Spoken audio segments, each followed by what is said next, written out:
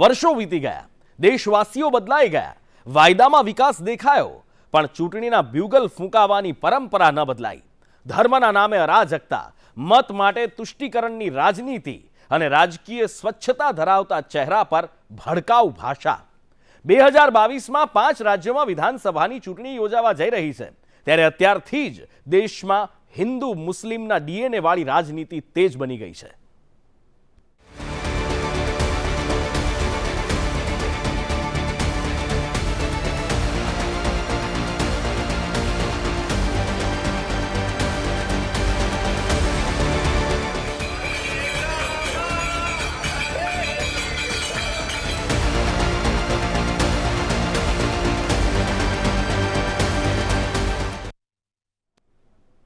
मजहब नहीं सिखाता आपस में बैर रखना.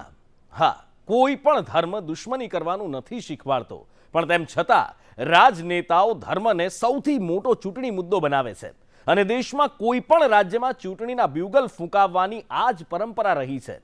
ત્યારે ઉત્તર પ્રદેશમાં પણ ચૂંટણીના બ્યુગલ ફૂંકાઈ ચૂક્યા છે, સાથે જ હિન્દુ મુસ્લિમોની રાજનીતિ પણ શરૂ થઈ ગઈ છે.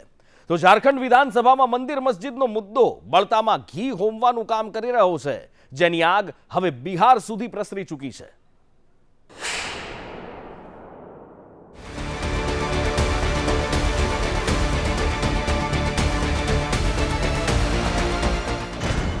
ફરી આવી ચૂંટણી, દેશમાં ફરી ડહોળાઈ રાજકીય શાંતિ. 60 साल से सबको जिता रहे, हम जीतेंगे इंशाल्लाह. उत्तर प्रदेश का मुसलमान जीतेगा. हिंदुस्तान का इस्लामिक रावण यानी कि असदुद्दीन ओवैसी 6 दिसंबर को 1992 को बीजेपी और संघ परिवार ने मिलकर मस्जिद को शहीद किया. असदुद्दीन ओवैसी एक दूसरा जिन्ना बनना चाहता है. धर्म के नाम पे नफरत करना भारतीयता है क्या? जात को जात से लड़ाना भारतीयता है क्या?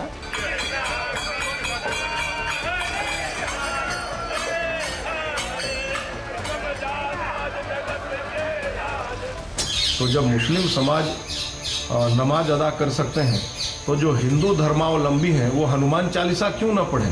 पढ़े न पढ़ा, हनुमान चालीसा में रूम पढ़ा थोड़ा जाता है. हम तो पीपल के नीचे पढ़ते हैं जाकर के. ये लोकतंत्र का मंदिर है, यहाँ ना अजान पढ़ना चाहिए ना हनुमान चालीसा पढ़ना चाहिए.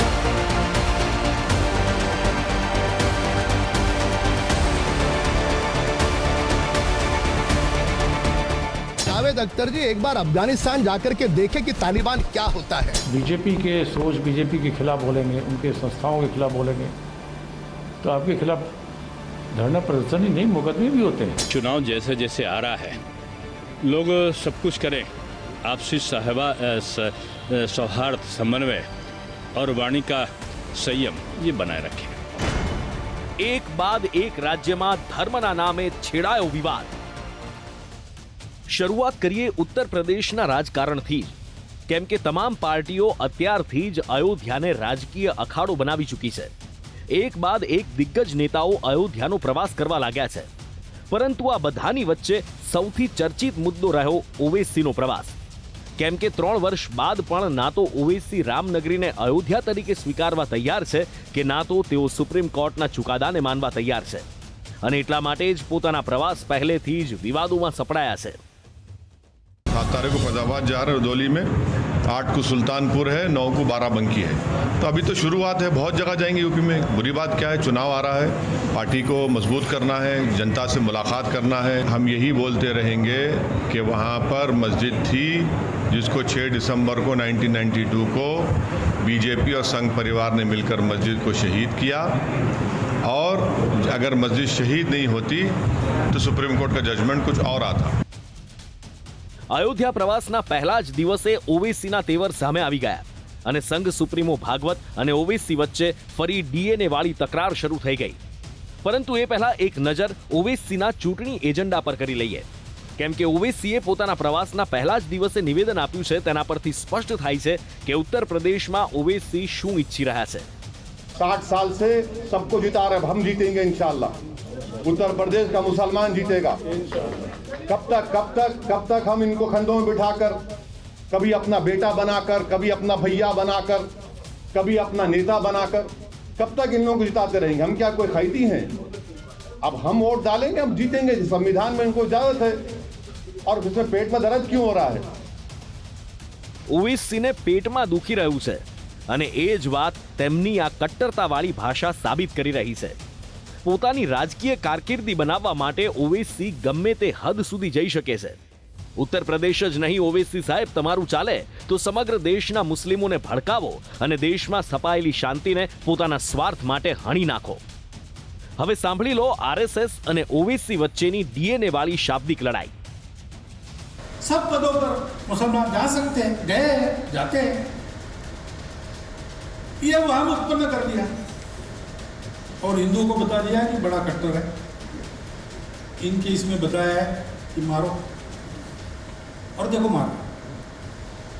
इधर भड़काया उधर भड़काया, दोनों में झगड़ा लगा और उस झगड़े के चलते उस अविश्वास और भय के कारण हम एक दूसरे को दूर रखने की बातें करते चले आ रहे हैं.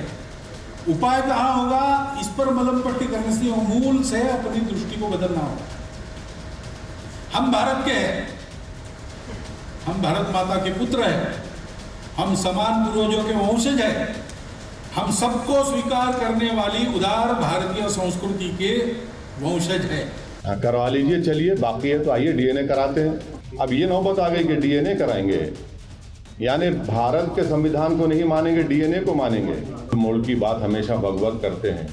कभी बोले डीएनए हमारा एक है, लिंचिंग करने वाला गलत है.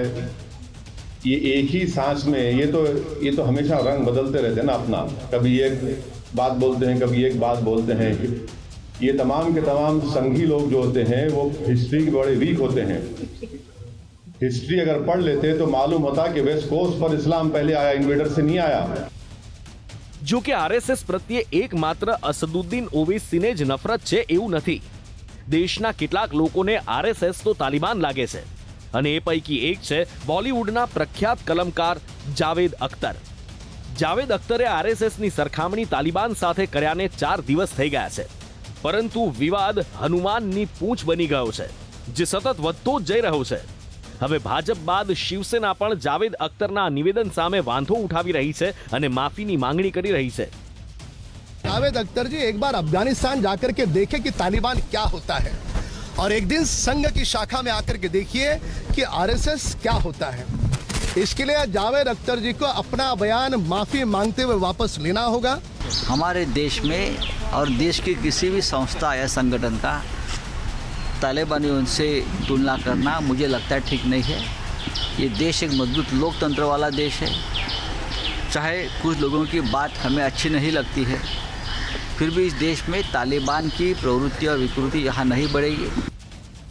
હવે વાત 3 દિવસથી સતત ચાલી રહેલ ઝારખંડ વિધાનસભાના વિવાદની, કે જ્યાં લોકતંત્રના મંદિરમાં જ ધર્મના નામે રાજનીતિનો મધપૂડો છેડાયો છે. ટીવી સ્ક્રીન પર દેખાતા આ કોઈ ભજન મંડળીના દ્રશ્યો નથી, કોઈ મંદિર નથી, કોઈ ધામ નથી, કોઈ ધાર્મિક કાર્યક્રમ નથી, કોઈ શક્તિપીઠ નથી, કોઈ શિવાલય નથી, અખંડ રામધૂન નથી. ના તો અહીંયા કૃષ્ણ વિરાજમાન છે કે ન આ રામનું ધામ છે કે ના બ્રહ્મા વિષ્ણુ કે મહેશ. તેમ છતાં આ ભજન છે વિશેષ.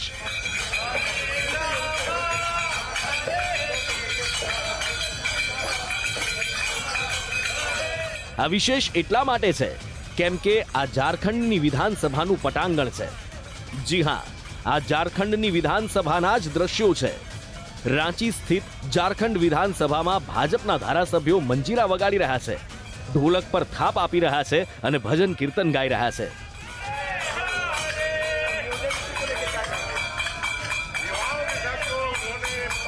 એટલે કે જે વિધાનસભામાં જળ, જંગલ, જમીન પર ચર્ચા થવાની હોય, બેરોજગારી, ગરીબી જેવી સમસ્યાઓનું સમાધાન લાવવાનું હોય, મોંઘવારી, ખેડૂતલક્ષી મુદ્દાઓ પર ચર્ચા થવી જોઈએ, એ ઝારખંડની વિધાનસભામાં આ તમામ મુદ્દાને કિનારે રાખી ભજન કીર્તન થઈ રહ્યા છે. તો સાંભળો નેતાજીના ભજન.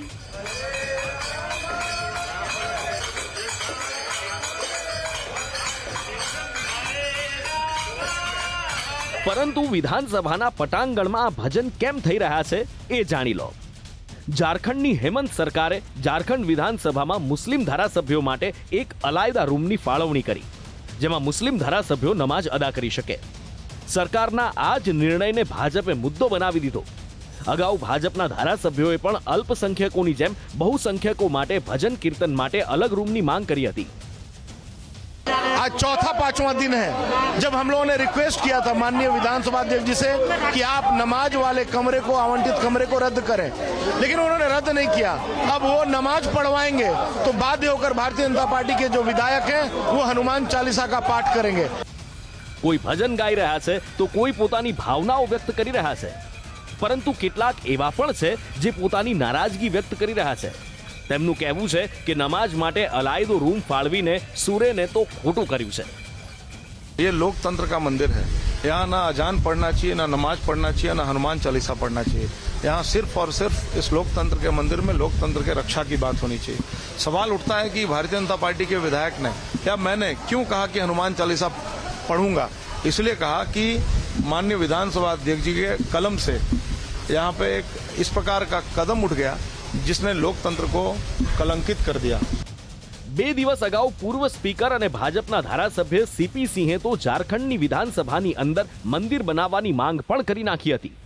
झारखंड विधानसभा में एक कमरा नमाज अदा करने के लिए आवंटित की गई है। मैं इसका विरोध नहीं करता हूँ, लेकिन मेरा आग्रह है कि सर्वधर्म समभाव की भावना को देखते हुए वहाँ पर विधानसभा परिसर के अंदर एक मंदिर का भी निर्माण होना चाहिए। ઝારખંડના બહુસંખ્યક લોકોએ પહેલીવાર જ જોયું હશે કે તેમના પ્રતિનિધિઓ કેટલી આસ્થાવાળા અને આધ્યાત્મિક છે। दल के पास कोई मुद्दे नहीं रह जाते हैं ना, कोई टॉपिक नहीं रहता है, तो इसी तरीके का आचरण अपनाकर सदन को बाधित करने का उनका पहले से ही प्लान है। આ દલીલોની વચ્ચે ભાજપે ઝારખંડ સરકારની ઘેરાબંધી કરી નાખી છે। કહેવું ખૂબ સરળ છે અને સમજવું તો એનાથી પણ સહેલું છે કે ઝારખંડ વિધાનસભાની અંદર મંદિર અને મસ્જિદનો આ વિવાદ ખૂબ લાંબો ચાલશે। પરંતુ આ દ્રશ્યો જોઈને એ વિચાર જરૂર આવે કે કાશ રોજગારી આપવી એ પણ ધર્મ હોત, ગરીબી દૂર કરવી એ પણ ધર્મ હોત। કેમ કે જ્યાં ધર્મના નામે રાજકીય યુદ્ધ ચાલી રહ્યું છે એ જ ઝારખંડના યુવાનો નોકરી માટે તરસી રહ્યા છે। ઝારખંડની વિધાનસભામાં બેરોજગારોને નોકરી આપવાના ધર્મને ભૂલી ધારાસભ્યો પોતપોતાના ધર્મની રાજનીતિ કરી રહ્યા છે। ઝારખંડમાં રજિસ્ટર્ડ બેરોજગારોની સંખ્યા 1,32,000થી વધુ છે, જેની સામે 3,29,000 સરકારી નોકરીઓની જગ્યા ખાલી છે। એટલું જ નહીં, ઝારખંડમાં બેરોજગારી ભથ્થાના નામે પણ યુવાનો સાથે રીતસર મજાક થઈ રહી હોય તેવું લાગી રહ્યું છે। કેમ કે સરકાર બેરોજગારી ભથ્થા પેટે વાર્ષિક 5,000 રૂપિયા જ આપે છે, એટલે કે મહિને 416 રૂપિયા અને 66 પૈસા, જેના હિસાબે એક યુવકને એક દિવસના 13 રૂપિયા 69 પૈસા રોજગારી ભથ્થા તરીકે ચૂકવાય છે। ત્યારે યુવાનોને રોજગારી અપાવવા કરતા ધારાસભ્યો માટે ધાર્મિક રૂમનું મહત્વ વધારે છે। રાજ્યના વિકાસ કરતા પૂજા પાઠ, નમાજ વગેરે વગેરે વગેરે વધારે જરૂરી છે। જ્યાં ચર્ચા એ થવી જોઈએ કે રાજ્યના યુવકોને એક દિવસનું માત્ર 13.5 રૂપિયા બેરોજગારી ભથ્થું જ કેમ આપવામાં આવે છે। પરંતુ જો ત્યાંની વિધાનસભામાં નમાજના રૂમ અને પૂજા પાઠ માટેના રૂમ પર જો ધર્મયુદ્ધ સર્જાય તો આ કોઈ પાર્ટી કે સરકારની જીત નથી, પરંતુ જનતાએ પોતાના જનપ્રતિનિધિઓ ઉપર મૂકેલા વિશ્વાસની હાર છે। ત્યારે સવાલ એ થાય કે એક તરફ આઝાદીના 75 વર્ષની ઉજવણી કરવામાં આવી રહી છે, નવા અને આઝાદ ભારતની વાતો કરવામાં આવી રહી છે, તો પછી આ નવા ભારતમાં, આ આઝાદ ભારતમાં હજી પણ ધર્મના નામે ચૂંટણી કેમ લડાય છે? કેમ તુષ્ટિકરણની રાજનીતિ થઈ રહી છે? વિકાસ અને લોકોના પ્રશ્નોના બદલે કેમ અરાજકતા ફેલાવવામાં આવી રહી છે? હિન્દુ અને મુસ્લિમોના ડીએનએની વાતો કરનારા ક્યારે આઝાદ ભારતમાંથી ગરીબી દૂર કરવાની વાતો કરશે અને ક્યારે તેના પર અમલ કરશે? બ્યુરો રિપોર્ટ, સંદેશ ન્યૂઝ।